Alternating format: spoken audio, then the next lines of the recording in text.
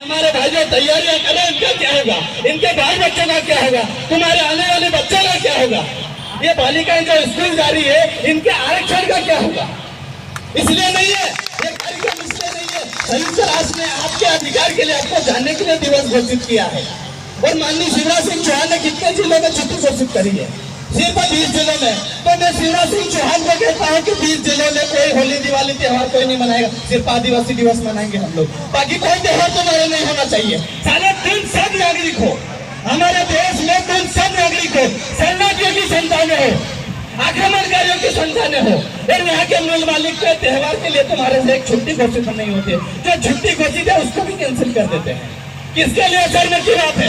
हमारे नेताओं के लिए, हमारे सरपंच के लिए, हमारे पंच के लिए जो अपने समाज की बात नहीं कर पाता, हमारे वहां से नेता बना साला। और आज विधानसभा में जाके एक आवाज नहीं निकलती इनसे।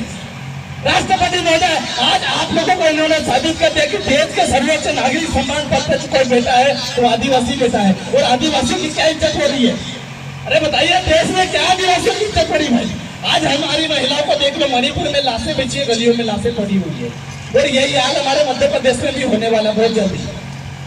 हम कभी बर्दाश्त नहीं करेंगे कि हमारे ट्राइबल में जो जन्म लेगा वही ट्राइबल कहलाएगा, बाकी तुम कितने भी संविधान संशोधन कर लो हम उसको मान्यता नहीं देंगे। ये हमारी ग्राम सभा मिलती है, और ऐसा कोई नेता जो इन दिनों पे साइन करता है, सिग्नेचर करता है, जो पंच अपने लेटर पेज पर उनको सहमति देता है, उनका हम गाँव निकाला करेंगे सबका। अब हम ये युवा पढ़ा लिखा हुआ है, संविधान को मानता है, इसका मतलब ये नहीं है कि तुम किसी भी फाइल पे साइन कर दोगे, किसी भी जजमेंट पे साइन कर दोगे। जब ये राम मंदिर का फैसला मान लेते हैं तो उसी सुप्रीम कोर्ट ने कहा 5 जनवरी 2011 को कि आदिवासी यहाँ का मूल मालिक है, बाकी 92% लोग यहाँ के शरणार्थी है। ये लोग मान रहे हैं क्या? ये पुलिस वाले भी नहीं मानते कि आदिवासी वास्तव में इस देश का मालिक है। ये यहाँ की जो व्यवस्था है, यहाँ की जो व्यवस्था है, व्यवस्था में बैठे जो हमारे नेता प्रतिनिधि, जो राज्यसभा सांसद और विधायक दल के हैं, जिनको चुनाव में भेजते हैं ना, यही लोग हमारे उल्टी दलाली करते हैं। इनको अब उल्टे पैर हमारे गांव से भगाना पड़ेगा। भाई लोगों, हमारा उद्देश्य सिर्फ राजनीतिक और नहीं है, हमारा उद्देश्य हमारे समाज की व्यवस्था को कैसा खड़ा करें, हमारी अपनी ग्राम सभा को हम कैसे मजबूत करें, इस पे हमको काम करना पड़ेगा। आप जितने भी जो युवा बैठे हैं, आज से अप्रैल में कि जो हमारे समाज हित में काम करेगा हम उसके साथ में खड़े रहेंगे। कांग्रेस बीजेपी को लाभ ना हो, क्योंकि यही लोग आज हमारे देश की जो व्यवस्था है उसको खत्म कर दिया। आज हमारे देश में जो वन है वो कितने बचे? ऑक्सीजन की कमी हो गई भैया, किसकी वजह से? जब देश आजाद नहीं हुआ था तब हमारे पास पूरा जल जंगल जमीन के अधिकार थे। 1959 में इन्होंने वो भू संहिता लागू कर दी और क्या बोल दिया कि भैया सिर्फ आप लोगों के पास जो जमीन है वही आपके पास रहेगी। तो आज इंडस्ट्रीज किसके क्षेत्र में खोलते हैं ये लोग? आज किसकी जमीनें छीने जाती है? क्या मेरे को बताइए, इंदौर जैसे शहरों में, धार जैसे शहरों में कौन सी फैक्ट्रियां खोलते हैं? ये फैक्ट्रियां भी कहाँ खोलते हैं? जहाँ पर ट्राइबल है, जहाँ पर आदिवासी है, और वहां पर खोलते हैं जहाँ पे उनका नेता साला गंगा और बहरा है, उसको सुनाई नहीं देता है। और एक 2 लाख में हमारी जमीनों की गिरवी रख देते हैं, बेच देते हैं, 100 साल के लीज पे दे देते हैं। ये खाकड़ा खोखा देख लो, 90 साल की लीज पे इसको बेच दिया है। और घर किसके तोड़े? बताइए, किसके घर तोड़े?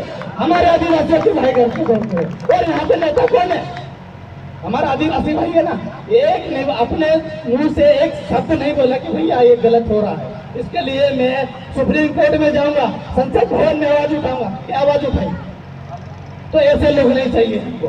हम हमारे समाज को जिंदा करेंगे, हमारी ग्राम सभा को जिंदा करेंगे, तब हमारे समाज की वापस व्यवस्था बनेगी। आज ये पगड़ी जो हम सिर पर देने, देखो ना, एक भी आदमी के सिर पे पगड़ी नहीं है। हमारे समाज की संस्कृति को हम खत्म करते जा रहे हैं। आज हमारे समाज की महिला को भी यहाँ पे बैठना था, हमारे अधिकारी कर्मचारियों को भी बैठना था, लेकिन ये जिस सर्टिफिकेट से नौकरी करे ना, उसी सर्टिफिकेट के माध्यम से जब इनको ये अभी दूसरे लोगों को जो भी आरक्षण दे रहे हैं ना, दूसरे लोगों को एसटी का दर्जा दे रहे, तो फिर सोच लो कि तुम्हारा क्या होने वाला है, तुम्हारे बच्चों का क्या होने वाला है। हम मान रहे कि तुम्हारे बच्चे इंदौर जैसे अच्छी कोचिंगों में पढ़ रहे हैं, तुम तैयारी नहीं कर पा रहे हो। अरे धिक्कार है तुम्हारे सर्टिफिकेट में नौकरी करने पे। तुम जब समाज के नहीं हो तो दूसरे लोग क्या मदद करेंगे हमको? अरे क्या मदद करेंगे? आज हमारे समाज की स्थिति को देखो, हमारे एजुकेशन को देखो, हमारी अर्थव्यवस्था को देखो, हमारे भाइयों की जमीन को देखो, क्या हालत हो रखी है। देश में 70 साल हो गए, गरीबी को हम हटाएंगे, गरीबी को हटाएंगे, गरीबी को हटाएंगे, लेकिन गरीबी को नहीं, गरीबों को हटाने लग गई है, आदिवासियों को हटाने लग गई है। आज तो ये कंडीशन आ गई है कि पहले हमारी जमीन छीनी जाती थी, एजुकेशन छीना जा रहा, अब तो हमारा आदिवासी का दर्जा छीनने लग गया। बताओ आप क्या करोगे तुम लोग? इससे बड़ी और हमारे आदिवासी समाज के नेताओं के लिए शर्म की बात क्या हो सकती है कि आज हमारा आदिवासी का जो है, जो मूल हमारी संस्कृति, हमारी पहचान है, जिसको दिया नहीं जा सकता है, उसको जन्म लेना पड़ता है, उसको भी ये खत्म कर रहे हैं। लेकिन आप लोग इतना बढ़िया कार्यक्रम रखा और बेट नहीं पा रहे हो यार, इसके लिए आपको शर्म आना चाहिए। साथियों, बोलने के लिए बहुत सारी बातें हैं, हमारे बड़े भाई भी हमारे बीच में बैठे हैं और यहाँ के जितने भी अधिकारी कर्मचारी है, उन लोगों से मैं कहना चाहता हूँ कि भले आपकी नौकरी चले जाए, अगर समाज रहा तो नौकरी 10 बार आपको मिल जाएगी, जमीन रही तो हमारे बेटे जमीन में काम करके अपना जीवन यापन कर लेंगे, लेकिन नौकरी चली गई तो क्या करोगे? क्या करोगे? कहाँ जाओगे? कहाँ घर बनाओगे? धीरे धीरे जमीन चली गई, नौकरी चली गई, अब तो हमारे आदिवासियों का दर्जा भी छीना जा रहा है भाई। इसमें कौन काम करेगा? वो कौन मदद करेगा? तो इसलिए ये मेरी बात को गौर से सुनिएगा और इस पे अमल करिएगा कि ऐसा क्यों हो रहा है और ये सरकार ऐसी स्टेटमेंट क्यों दे रही है। इसलिए दे रही है क्योंकि आपका समाज आपके साथ में नहीं खड़ा है, आपके नेता आपके साथ में नहीं खड़ा है, आपका सरपंच आपके साथ में नहीं खड़ा है। हमारे लोगों को सिर्फ विचारों को टोकन में उलझा के रखा है, जो वास्तविक उसको जमीन का मालिकाना हक मिलना चाहिए वो नहीं मिल पा रहा है। क्यों? क्योंकि हमारे समाज का जो पढ़ा लिखा वर्ग है वो दूसरे समाज की गुलामी करता है। भारतीय संविधान के अनुसार हमारा जो देश है वो पंथ निरपेक्ष है। इनके स्कूल में भी सरस्वती की फोटो मिल जाएंगे, इनके थाने में भी भगवानों के फोटो मिल जाएंगे। तो भैया बताओ कैसा धर्मनिरपेक्ष है? कैसा धर्मनिरपेक्ष राष्ट्र है हमारा? आप ये व्यक्तिगत नहीं हो, आप पब्लिकली हो, तो पब्लिकली चीज पे आपको ये धार्मिक चीजें नहीं होना चाहिए। लेकिन इनकी गाड़ियों में भी देख लो, कहीं पे गणपति बैठा है तो कहीं पे शंकर बैठा है, तो भैया फिर हमारा राष्ट्र कैसे पंथ निरपेक्ष है? संविधान की प्रस्तावना पढ़ लीजिए, आप लोगों को शर्म आना चाहिए। किसी धर्म विशेष के बारे में आप बात करते हो, आप लोगों को यह शर्म आना चाहिए कि हमारा जो देश है, हमारी जो पब्लिक है वो पंथ निरपेक्ष है। क्या करें भैया? जैसे तैसे नौकरी लगे हैं तो भैया इनके कौन माथा पच्ची करे? ये सारी चीजें हो रही है। और हमारे आदिवासी समाज के भाई लोगों से कहना चाहता हूँ कि कोई भी नेता, कोई भी विधायक, कोई भी सरपंच अगर आपके समाज को अगर हिंदू बोले या किसी भी धर्म से आपको नवाजे तो उसको बता देना कि आर्टिकल 19 के तहत में हिंदू नहीं हूँ।